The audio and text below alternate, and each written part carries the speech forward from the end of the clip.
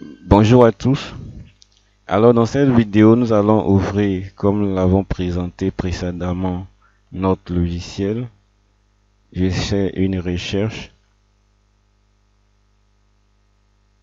et une fois trouvé, voici la première page.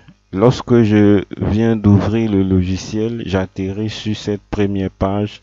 C'est l'interface qui va me faire la présentation des modèles déjà enregistrés et également qui va me présenter mes projets que j'ai déjà réalisés précédemment. Donc ça va des plus récents aux plus anciens projets. J'ai la possibilité d'aller charger un autre classeur si je le souhaite et quand je clique, ça va m'ouvrir cette feuille de dialogue et je peux aller me promener sur mon disque pour chercher en réalité le classeur que je souhaite. Par exemple, si je veux charger ce classeur, je vais cliquer dessus pour pouvoir charger. On ne va pas le faire. Ensuite, si j'aimerais utiliser un des modèles suivants, par exemple, j'aimerais réaliser un plan d'amortissement. Il y a déjà un modèle qui existe. J'aimerais réaliser des formulaires, ainsi de suite. Et plein d'autres éléments qui existent. Ce sont des modèles qui ont été créés par défaut, qui ont été installés avec Excel. Ces modèles-là, vous pouvez les compléter en faisant des recherches sur Internet pour pouvoir ajouter. OK? Dans notre cas, ce que nous allons utiliser, c'est celui-ci qui est nommé nouveau classeur.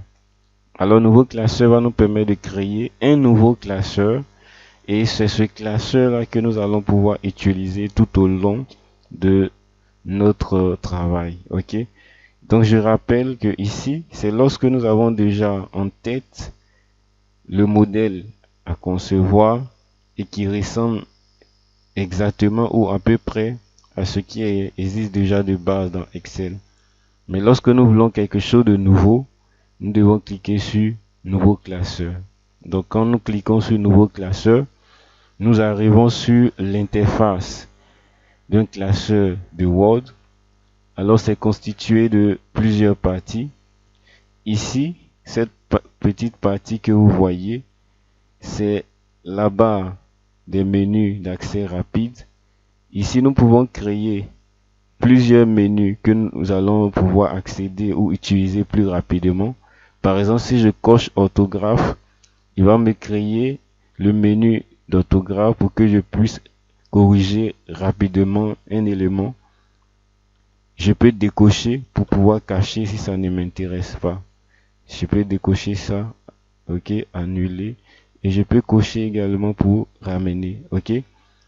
Ensuite, on a la barre des titres. Ici, c'est là que va s'afficher le titre de notre classeur. Si par exemple mon classeur s'appelle moyenne, quand je vais enregistrer mon classeur, le titre va s'afficher ici. C'est là que nous pouvons voir. Ici, nous avons le ruban. Tout ça, c'est le ruban d'Excel. Et ici, nous avons la barre des menus. Donc, la barre des menus, comme vous pouvez le remarquer, ça ressemble un peu à ce que nous avons vu sur Word. Ici, nous avons la barre des formules.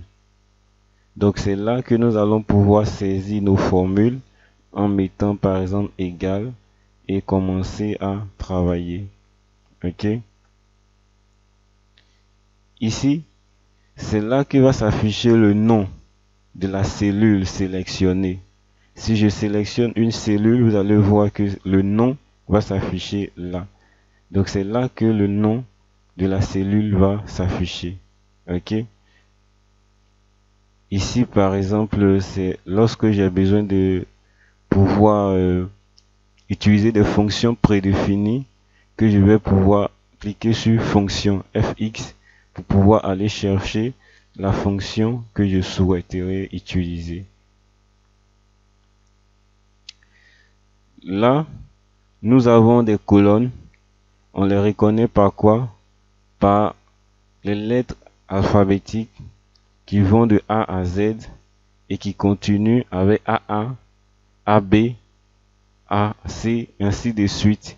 Donc, nous avons ici plusieurs milliers de colonnes. Ici, ce sont des lignes. Les lignes sont reconnues par des chiffres et des nombres. Donc, on a 1, on a 2, et ça va également jusqu'à des milliers. Là, on a le nom d'une feuille. Ici, nous sommes sur la feuille 1 et nous pouvons créer plusieurs feuilles dans notre classeur. Donc, en cliquant sur le bouton plus, je peux créer une nouvelle feuille. Je peux renommer la feuille en faisant un clic droit sur le nom de la feuille de calcul et en faisant renommer. Par exemple, nommer note 1. Ici également renommer en faisant note 2. Pareil ici, faisant note 3. J'ai la possibilité de pouvoir supprimer également en cliquant sur supprimer. J'ai la possibilité aussi de lui donner une couleur pour pouvoir reconnaître parmi plusieurs onglets.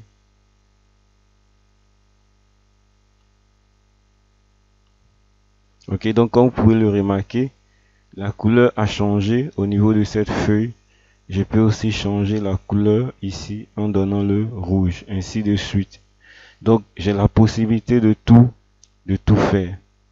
Ici, on a la possibilité de pouvoir modifier l'affichage.